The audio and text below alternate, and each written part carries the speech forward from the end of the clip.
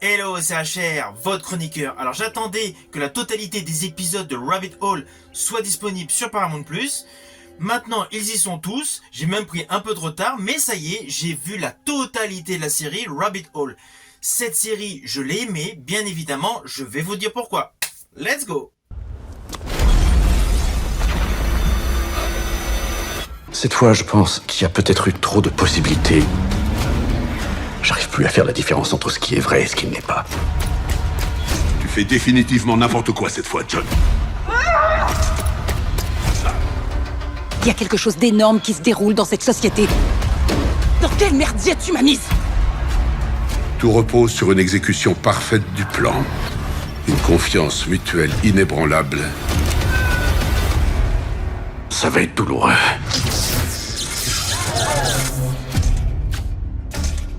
Alors le pitch de base est le suivant. Nous avons donc John Weir, interprété donc par Kiefer Sutherland, qui est un consultant financier, mais pas un consultant financier comme les autres.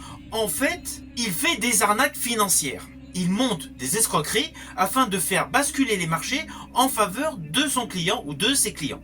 En résumé, c'est un espion sur le domaine industriel via les traders. Il monte des arnaques et avec beaucoup d'illusions, donc obtient ce qu'il désire.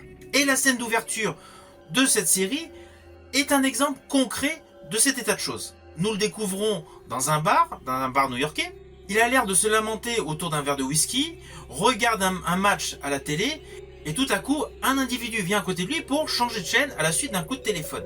L'homme qui décide de changer de chaîne appelle tout de suite donc un interlocuteur à l'autre bout du téléphone pour lui demander tout de suite de vendre des actions.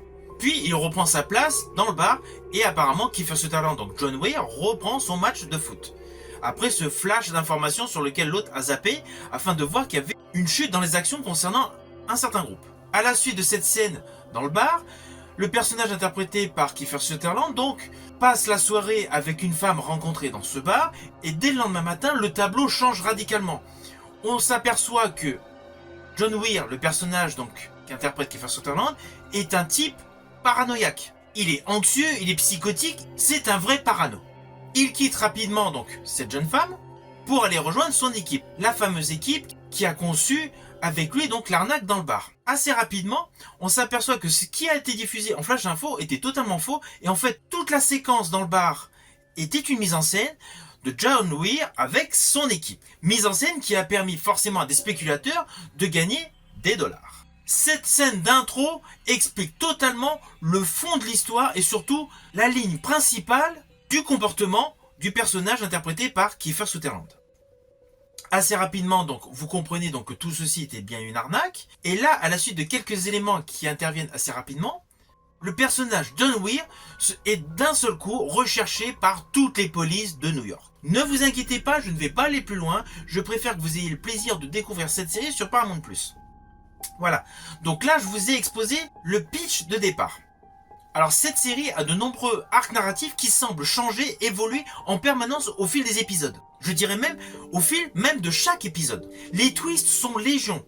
Le postulat de base qui nous présentait donc John Weir, le personnage interprété par Kiefer Sutherland, en espion industriel sur les finances, devient au fur et à mesure du développement de l'histoire un fugitif recherché pour meurtre. Alors cette série est excellente. Honnêtement, elle fera partie de ma prochaine vidéo précisant donc les séries que j'ai préférées pour 2023. C'est une série qui comporte de nombreux twists tout au long du déroulement de celle-ci. Cette série va ravir tous les complotistes. Il y a de la manipulation sociopolitique, du terrorisme informatique, de la corruption gouvernementale, des meurtres, des trahisons, des disparitions, des événements mais totalement imprévisibles qui vont radicalement vous ravir et surtout, essentiellement, vous scotcher sur votre siège. Au fur et à mesure que se développe l'histoire, vous avez forcément une montée d'adrénaline et surtout vous avez envie de savoir ce qui va se produire à l'épisode suivant. Et honnêtement, en ce qui me concerne, j'ai été bluffé à de nombreux moments par des détails scénaristiques complètement fous. Vous avez des personnages qui peuvent revenir du passé, qu'on croyait morts. Vous avez des personnages que vous allez croire que ce sont des méchants, que c'est peut-être plutôt des gentils qui sont au final peut-être des méchants. Et après quelques secondes, quelques minutes, finalement, retournement de situation, les gentils sont peut-être méchants et méchants gentils, ainsi de suite. Ça va vous retourner le cerveau, et surtout, ça va capter votre attention sur l'écran. Cette série est excellente. Alors oui, Cette série, le point de départ, le point culminant de cette série, forcément, c'est l'interprétation de Kiefer Sutherland. Kiefer Sutherland est connu par beaucoup de monde grâce à 24 heures chrono et son personnage de Jack Bauer. À ce moment précis, des terroristes menacent d'assassiner un candidat à la présidence. Ma femme et ma fille ont été enlevées. Et il semblerait que des personnes avec lesquelles je travaille soient impliquées dans ces deux affaires. Je m'appelle Jack Bauer, je suis agent fédéral. Et la journée que je vais vivre va être la plus longue de ma vie. Avec un générique inoubliable.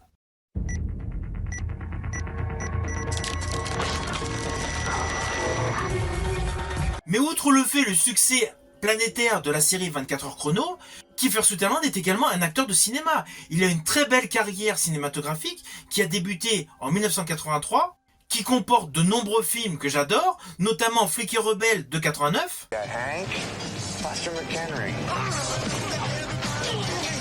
First sign of trouble, I'll break your neck, Buster. L'expérience interdite de 90, Gungunze, Chicago Joe et la Showgirl, Des Hommes d'honneur, Pompéi, Le droit de tuer, Phone Game, Freeway, La disparue, Les Trois mousquetaires, bref, il a joué dans pléthore de films. Il y en a un que j'ai particulièrement aimé, qui était réalisé par Alex Proyas, c'était Dark City. De même qu'un western où il y avait beaucoup d'émotions, où il jouait aux côtés de son père Donald Sutherland, c'était Forsaken. You admire your restraint, but I also know if you kick a dog long enough, he's gonna bite.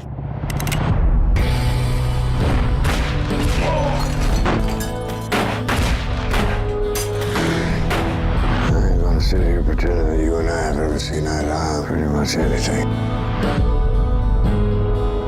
Alors côté série, évidemment je suis ultra fan des 24 heures chrono. Les 9 saisons, je les ai dévorées plusieurs fois. J'ai également aimé sa série Touch, qui était une série beaucoup plus basée sur l'émotion. J'ai également aimé la série Designated Survivor, qui a eu 3 saisons. Bon, honnêtement, moi j'ai préféré la première saison, mais les 3 saisons étaient convenables. Oh merde. Qu'est-ce qui se passe? Oui, non, on n'a plus d'image non plus. Coupez votre portable, monsieur le secrétaire d'État. Moi, ce qui se passe. Et j'ai aimé 2 autres séries avec Kiefer Sutherland, qui sont malheureusement peu connues du public. Il y avait la série The Confession, où il jouait le rôle d'un tueur à gages. Indeed. It's been 35 years since my last confession. That is a very long time. Et plus récemment, Le Fugitif en 2020. Come down.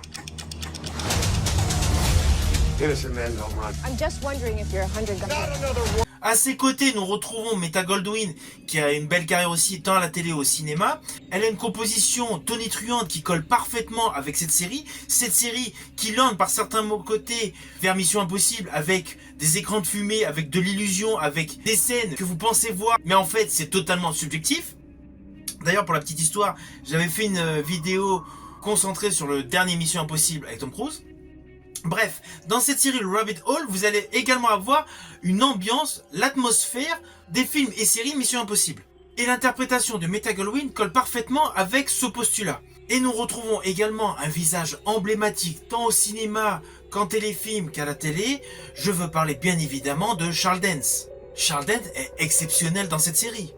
Bon, il est vrai que dès qu'il apparaît, tout de suite, cela apporte une plus-value à l'écran. Il dégage tout de suite une notoriété, un réel talent d'acteur. Ça, c'est totalement indéniable. Alors sa carrière est impressionnante, il a fait du théâtre, de la télé, du cinéma qui a débuté en 1981. Alors moi personnellement, sur toute sa filmographie, l'interprétation que j'ai préférée, c'était celle qu'il avait en 2012 dans Underworld, la nouvelle ère. Vous avez compris, dans cette série, tous les acteurs sont bons. Je ne peux pas tous les citer, mais vous allez voir que même dans les moins connus, leur prestation, leur manière de jouer est très bonne. Il me vient à l'esprit d'ailleurs là tout de suite le jeune stagiaire de Kiefer Sutherland dans l'histoire. Son jeu est parfait.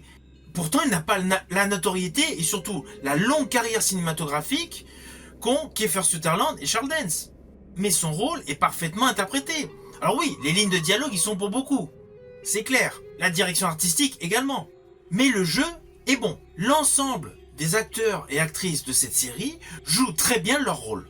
Au bon jeu des acteurs et actrices s'ajoutent donc des innovations en termes scénaristiques. Je pense notamment au personnage interprété par Kiefer Sutherland, John Ray, qui va chercher donc dans une maison isolée des affaires perso, qui sont cachées donc dans des murs, Il fallait penser à ce petit détail de cacher à différents endroits donc d'une maison, derrière des placos donc, des ordinateurs, de l'argent, des passeports, etc. dans des pochettes plastiques cachées donc dans les murs. C'est une trouvaille scénaristique qu'il fallait avoir. Et le fait qu'il utilise un réfrigérateur pour ranger donc un mixeur et un marteau pour justement pouvoir récupérer ses affaires et le mixeur pour détruire le téléphone, c'est une très bonne trouvaille. Je pense que cette idée va être reprise à l'avenir dans d'autres séries, voire pour des téléfilms, voire pour des films cinéma.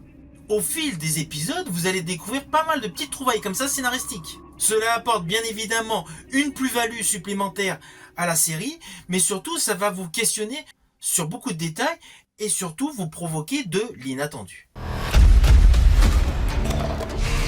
Cette fois, je pense qu'il y a peut-être eu trop de possibilités. J'arrive plus à faire la différence entre ce qui est vrai et ce qui ne l'est pas. Tu fais définitivement n'importe quoi cette fois, John. Il y a quelque chose d'énorme qui se déroule dans cette société. Dans quel merdier tu m'as mise? Tout repose sur une exécution parfaite du plan. Une confiance mutuelle inébranlable. Ça va être douloureux.